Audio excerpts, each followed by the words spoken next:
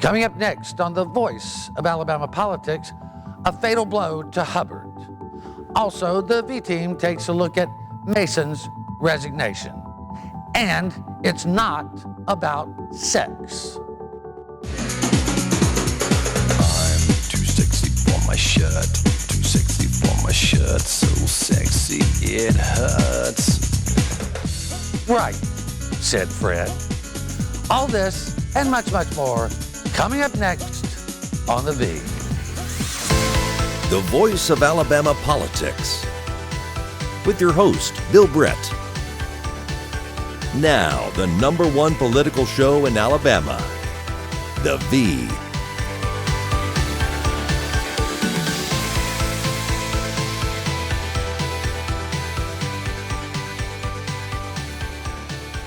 Welcome to The Voice of Alabama Politics, where we tackle the tough issues so you have the hard facts. I'm your host, Bill Britt, and as always, I'm joined by the V-Team. Hello. Welcome back, Jack. Hey, Jack. So glad to have Glad you to be back. here. Glad to be back. You've come back at a very troubling time. Certainly a newsworthy It is time. newsworthy beyond belief. A chorus of voices are calling for Governor Robert Bentley to be impeached or either to resign. We have refrained from doing that. We think it's all too early. We also find this somewhat hypocritical. But Susan, there are some disturbing numbers out there in polls, and we're hearing it on the streets. We are, and there are a lot of polls out there. There are online polls and whatever. But a really good poll is the WKRG News 5 strategy poll. And it showed that 71 of the people, of 2,900 plus responses, with a 3% margin of error, 71% of those responses were for Bentley to resign. 67 said if he doesn't resign, he needs to be impeached.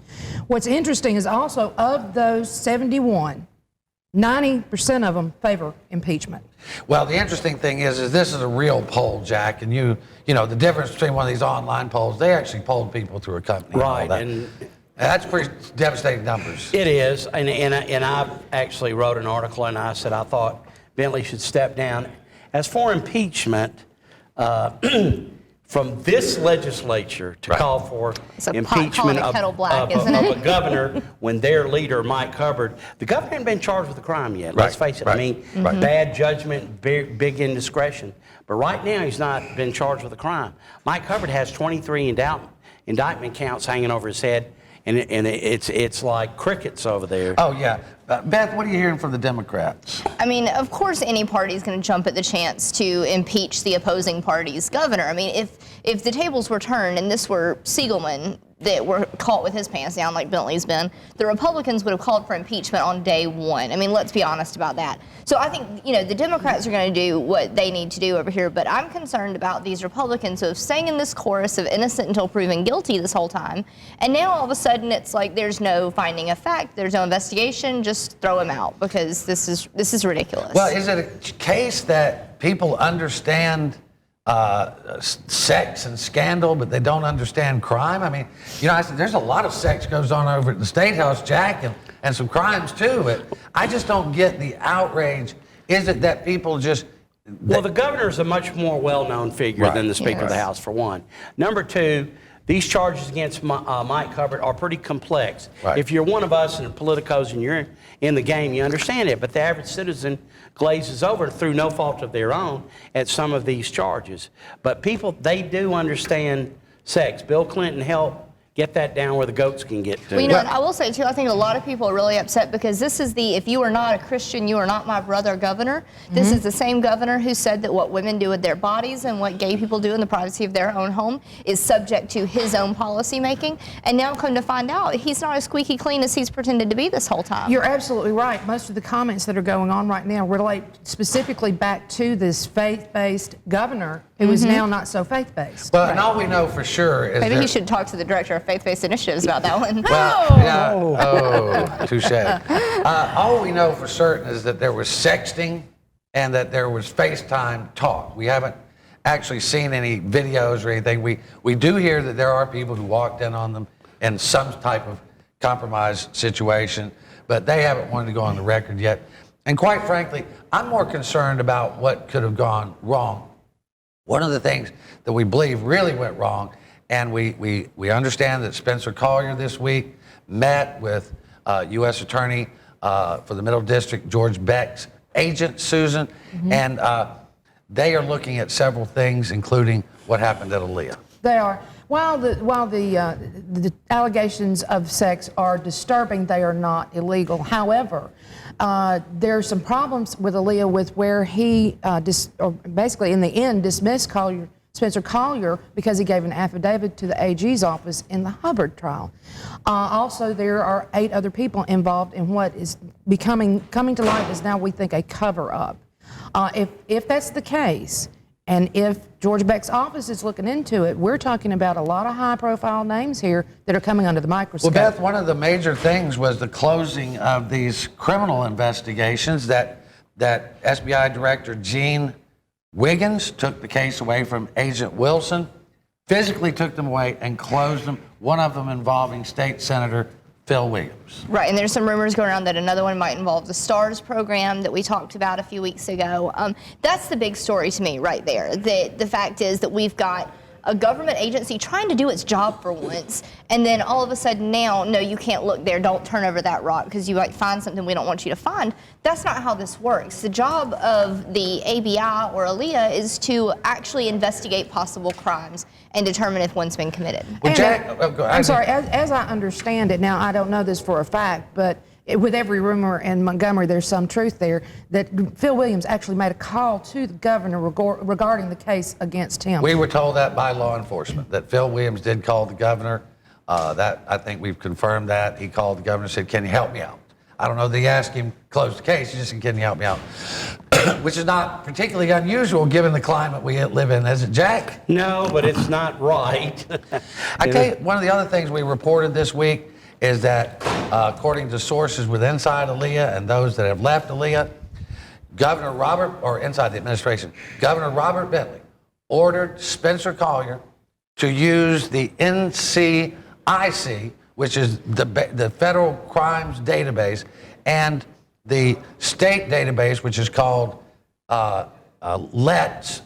And basically, it's a Google for law enforcement that they can find the deepest personal secrets of your life, put them all together. They know your social security number, all that stuff.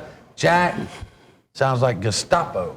Well, if Bentley wanted to do that to find out information about people, that's very Nixonian and Bob Haldeman-ish to do that. I mean, that's serious stuff. Well, it was.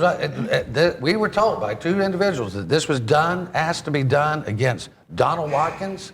You know, his father started ASU, right? Prominent attorney, and against Roger Schuler. I mean, Beth, to think that the governor would think he has the power to investigate private citizens, all because they accused made accusations against his girlfriend.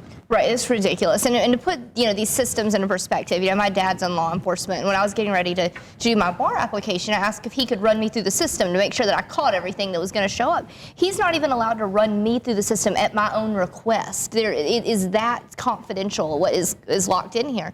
And so the fact that the governor would ask this to be used for political purposes, it's completely unacceptable. We can't have that going on like Susan, this. we were told that he actually wanted Spencer Collier to go down and arrest his son and daughter-in-law. Yes, we were. He apparently the governor received a text message from his daughter-in-law saying that if you don't go ahead and admit to this affair, we're going to begin to release the tapes.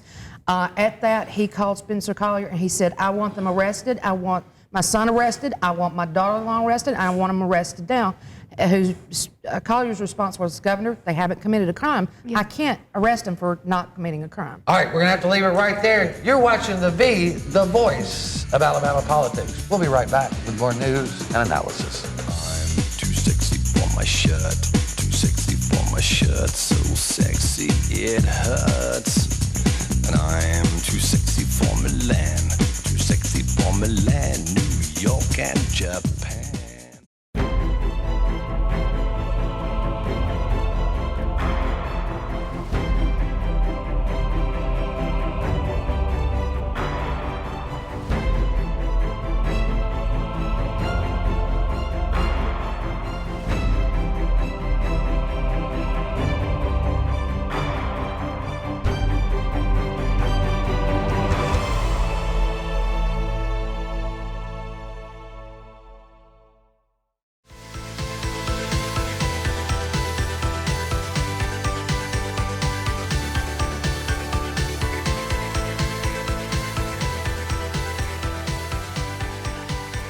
Welcome back to the voice of Alabama politics, where our guest today is our good friend and colleague, Jack Campbell. Welcome, Jack. Thank you, Bill.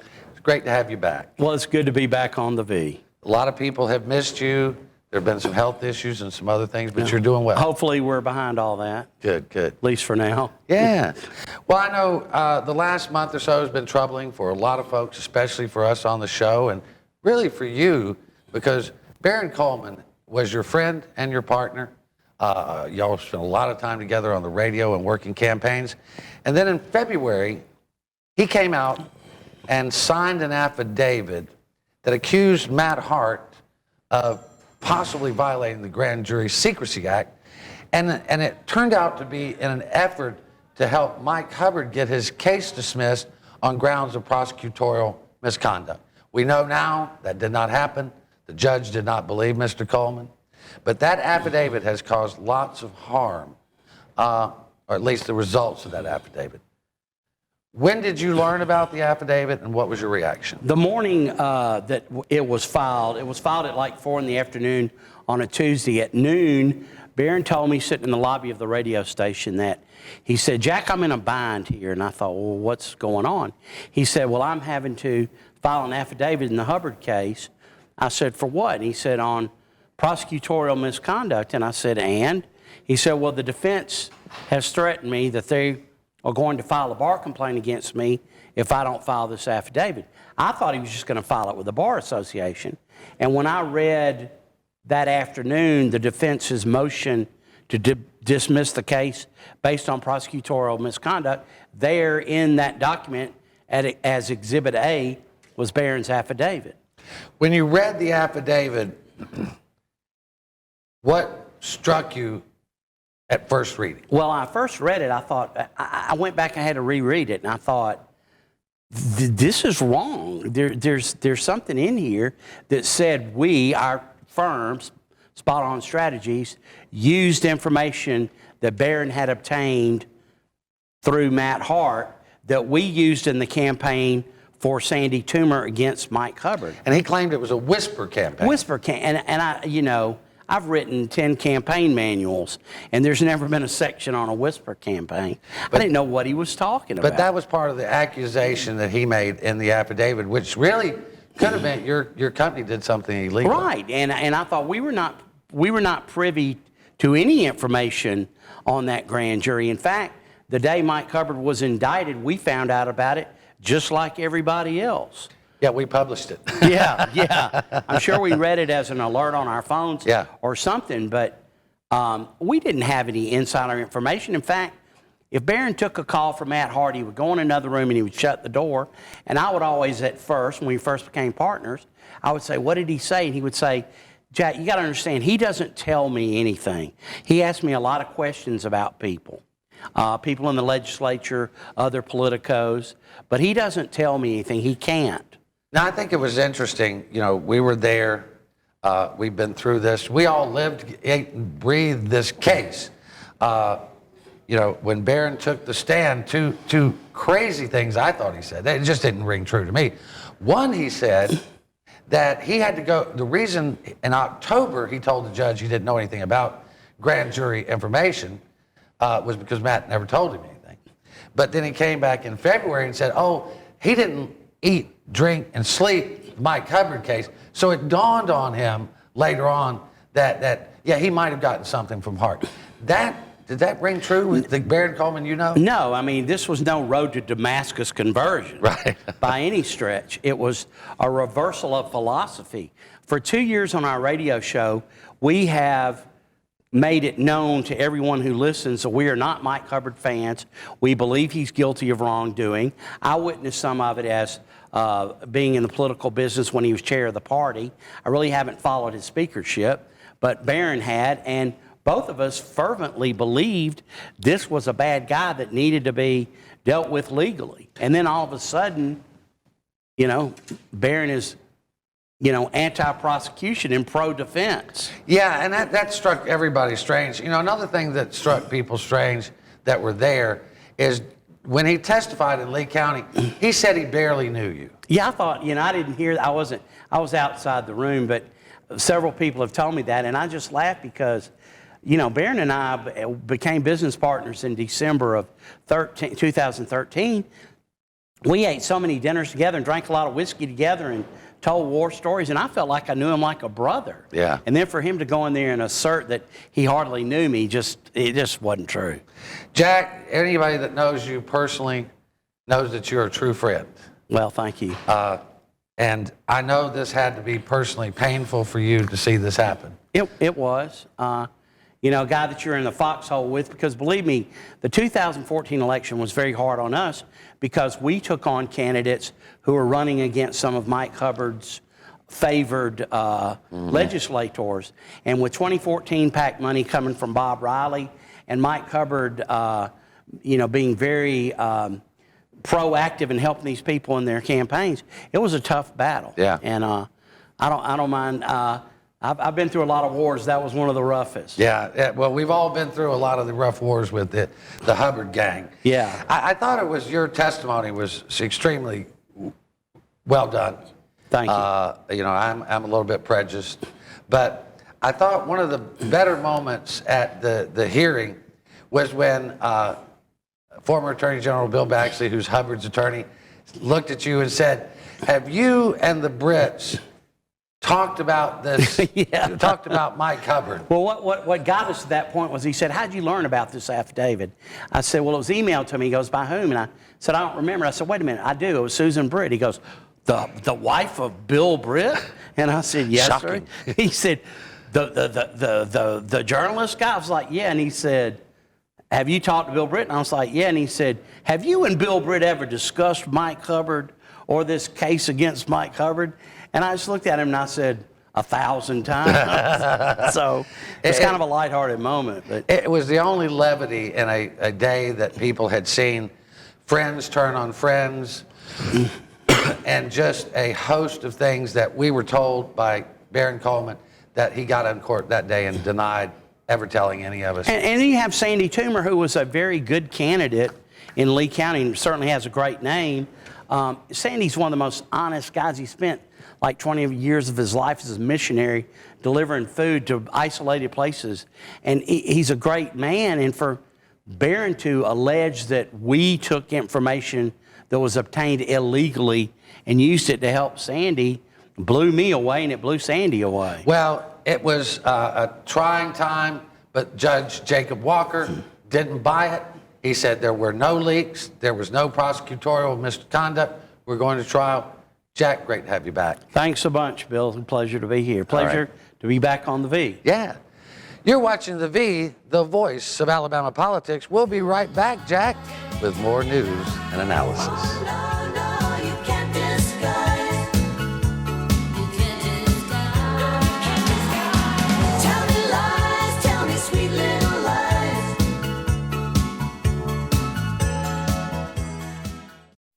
In 1977, an 8-year-old boy picked up the game of golf from his father.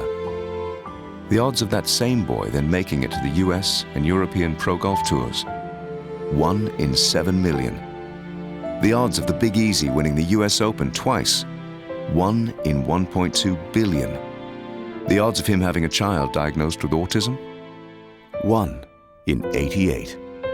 Ernie Els encourages you to learn the signs of autism. It's time to take a road trip. In Alabama, the road and the restaurants are calling. We've elevated barbecue to an art form, a meat masterpiece. Fine dining your thing? National awards are putting us on the map. Because everything's fresh and local. And if you like your dinner with a view, well, you can't beat this. Alabama has a road trip with your name on it. Which one you gonna take?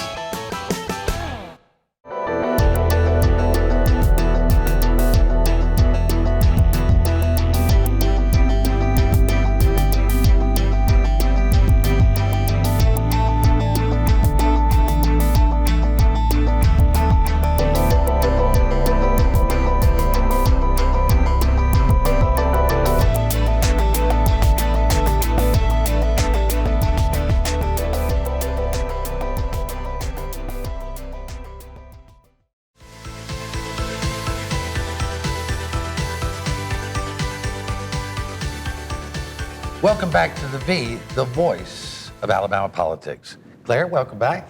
Good morning. It's been a treacherous Sunday morning, but I've made it here finally. Well, you had a big time at the beach and other places, I guess, like so many other folks. And... Oh, that was so long ago, I don't remember.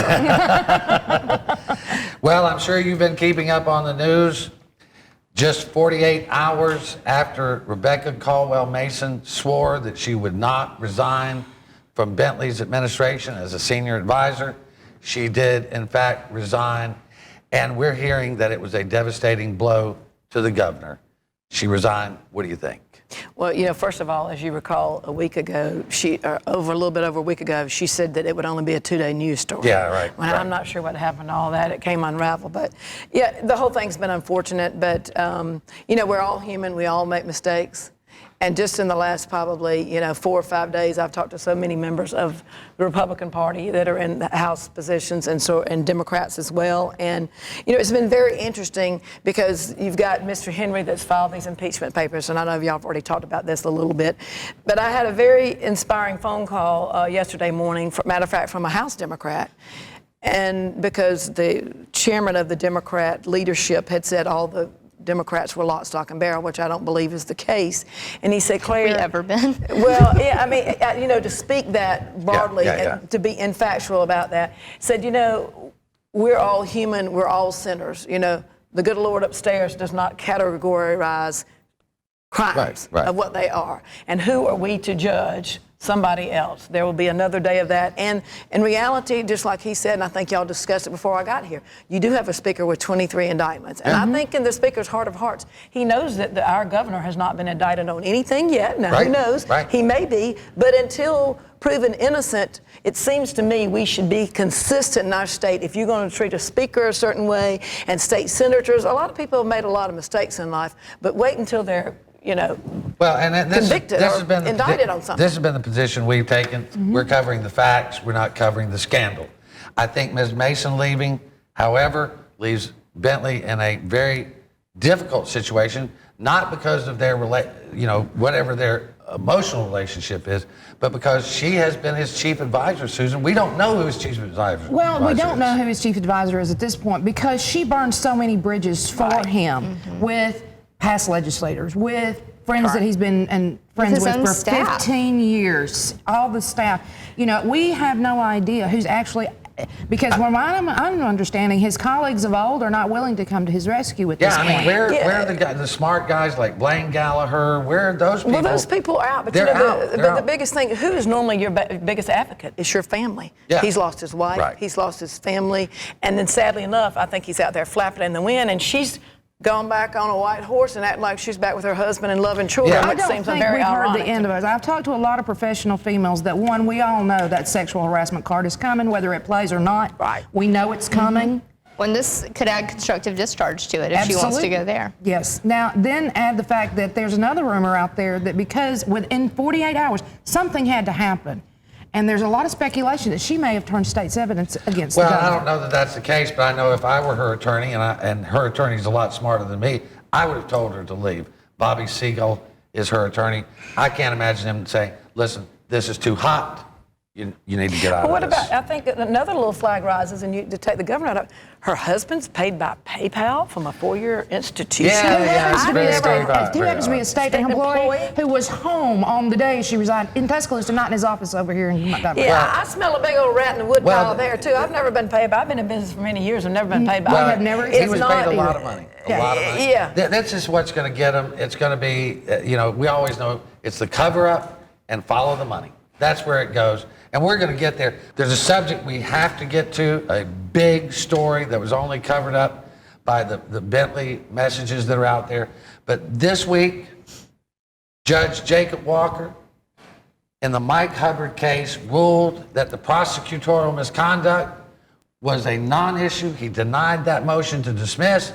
He said that Matt Hart did not leak anything. He said Matt Hart's comportment and demeanor before the grand jury was spot on, and that Baron Coleman was he was a dirty, stinking traitor. At least he didn't believe it. At least he didn't believe it. Well, Bill, he took 18 pages of that to take them each one to task. Sonny Reagan, Gene Sisson, Baron Coleman, to all say that this is just not believable, this does not rise to prosecutorial misconduct, I'm sorry. And he put it very succinctly with each individual item. I mean, Claire. With Baron, I'd say follow the money, baby. Yeah, well, and Jack said the same thing, and we've all said, Baron would say the same thing. But this is amazing. This was the last hurdle. We're going to trial. If we knew Baron, of course, he would say the same thing, but seeing as how we barely know. We don't know the He also, Bill, doubled down on vindictive and selective prosecution, saying once again, this was not the case in the Mike Hubbard trial. And, you know, while he did say in there that Baron was free to testify, what's he going to testify to? He doesn't have any facts about the crimes or whether Mike, and people have been wondering if he can testify about this prosecutorial misconduct. They can't bring that up. It's a dead issue. It's a dead issue. Since the judge made his ruling, it's a dead issue. There's no reason for him to call. Asking him questions is not illegal. He has every right to ask questions. Him saying, I heard this in a grand jury, that is where the crime occurs. Walker didn't fall for it. He didn't buy it. He didn't buy Gene Sisson. He didn't buy Sonny Reagan. As he should just not didn't have. buy any of it. And now we're going to trial, I guess, Susan, the date is set for the 16th, right? May 16th. Well, it's tentatively set for the 16th, but he said to be ready as early as May 9. There is a capital murder case involving 4 individuals that is on the docket first that week, and he wants the defense and prosecution in the Hubbard trial to be able to be ready just in case those particular cases don't ever make it to trial. Well, and we could go to trial as soon as the 9th, but the 16th looks like a lock. There was one little short move in there where they extended the date of the pretrial hearing. No big deal, Bill Baxley. The only issue that's still hanging out there is the conflict of interest with Bill Baxley having represented clients before the grand jury and now having been on the other side. Yeah, and I think that's going to be really hard, to be very honest and play fair, for him to do that. Well, how can you go up there and sit there and Bill Baxley knows all your facts and they say, well, Lance Bell's going to question you. Bill Baxley represented them in front of the grand jury. He knows more than he should. Yeah. Right. Yeah. And so even if you let somebody else on the case handle the matter, you know that he's sharing every bit of that information with the lawyers involved. Well, no, they wouldn't cheat. Your job as an attorney is to advocate for your client.